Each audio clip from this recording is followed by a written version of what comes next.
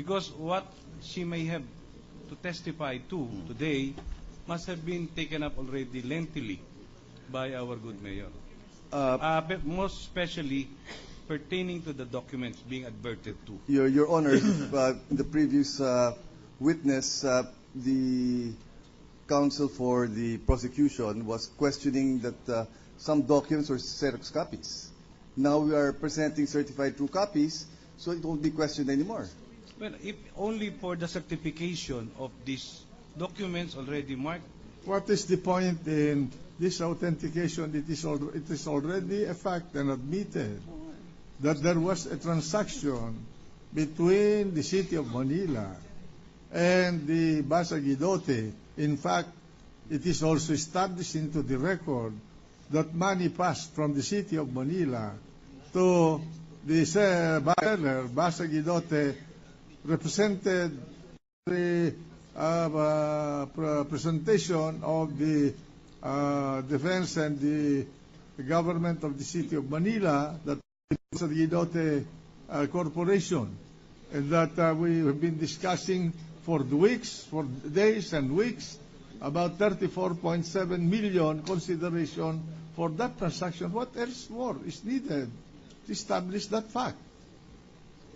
So, Your Honor, if they're willing to admit that there exists a ordinance authorizing the supposed purchase, and supposedly there is a absolute deal sale. If there is a defect in the sale, it's impertinent, immaterial, irrelevant in this proceeding. Okay, Your Honor. So, go ahead. In which case, Your Honor, then if there is no issue at all, then we can call our next witness.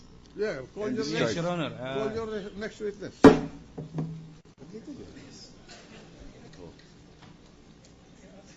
We'd like to call Miss Efleda Castro. She is the Manila Market Administrator. May we just know the purpose or purposes she's being So offered? that the City of Manila is in possession. They are deriving income therefrom. There's no question There is about no that. question Already on that. it has been solved. You can stipulate on those. What is the on these two materiality of particular aspects? just a minute?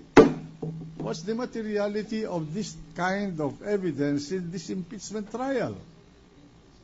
Your Honor, because they may be questioning the transfer of ownership, the turnover, and who is actually That in is possession. immaterial to this court, whether the property was transferred or not. There was a transaction, whether that is void, immaterial. There is a transaction, money passed from the City of Manila to Mrs. Cristina Corona. Okay. So they stipulate, Your Honor. No problem. We agree on the observation of the presiding officer. If only as to question of possession, there will be no quarrel with us. Okay. But as to other purposes, we agree that they are immaterial. Your What Honor. I'm trying to avoid is we're cluttering this proceeding with so many collateral, irrelevant, immaterial issues.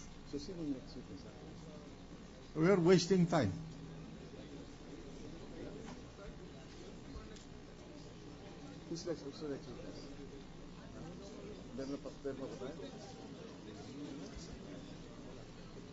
Please go direct to the point so that we can finish this case.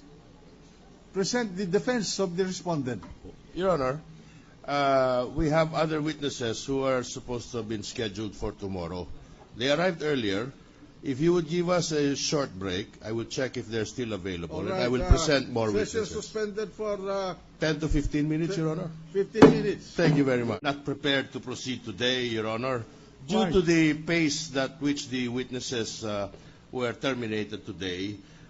We have not prepared more witnesses who are prepared to take the stand. May I request that we be allowed to present them tomorrow? We did, after all, manage to go through 5 witnesses. How many witnesses does the defense wish to present to defend the Chief Justice?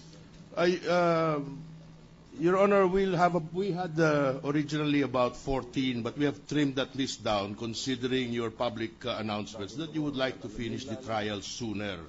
As a result of which, I believe we'll be down to about 5 or 6 witnesses, Your Honor. Actually, we narrowed down already the number of articles of impeachment to be considered. And as far as Article 7, Article 3 are concerned, these are matter of public record. No?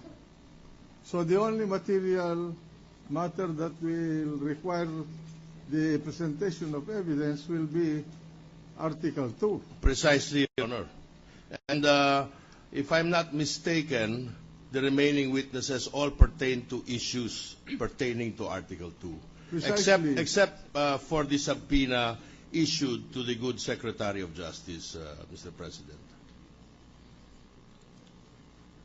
Well, Mr. President. Mr. President. The court will not anticipate how the defense will defend the respondent, Chief Justice. Thank you, Mr. President. But I hope you understand that the Senate cannot afford also to prolong this case because the legislative agenda of the nation is affected.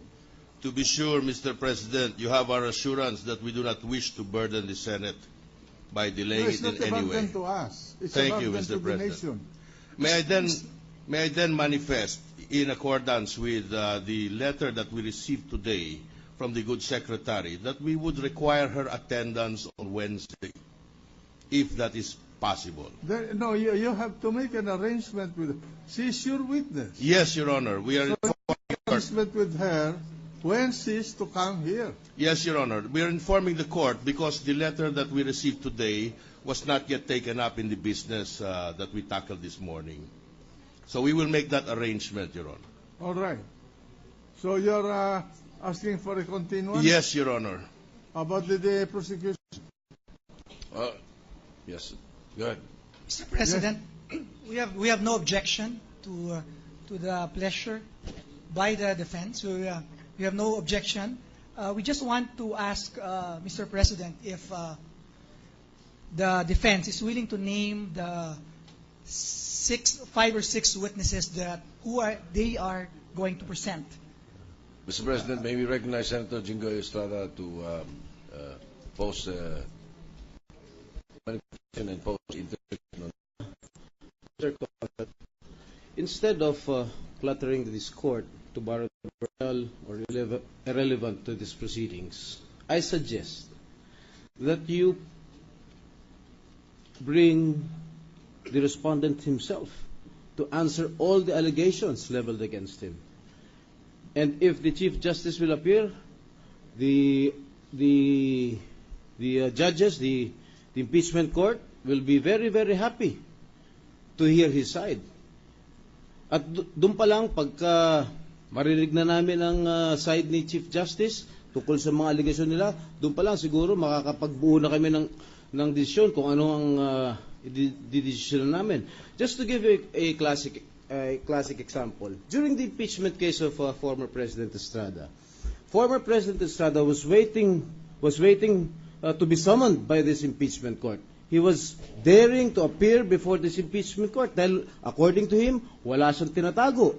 Ngayon, kung talagang walang tinatago si Chief Justice, bakit hindi lang siya ang dalhin niyo rito para siya mismo ang sumagot sa lahat ng mga alegasyon nito Justice Crow? Kung milyon na naiulat, nailathala sa dyaryo, sagutin na rin niya kung talagang totoong meron $10 million dun sa bangko ni Chief Justice. Para kung sa gayon, matapos na kagad itong impeachment trial, ipresenta nyo dito. Hindi naman kailangan, pwede ng prosecution.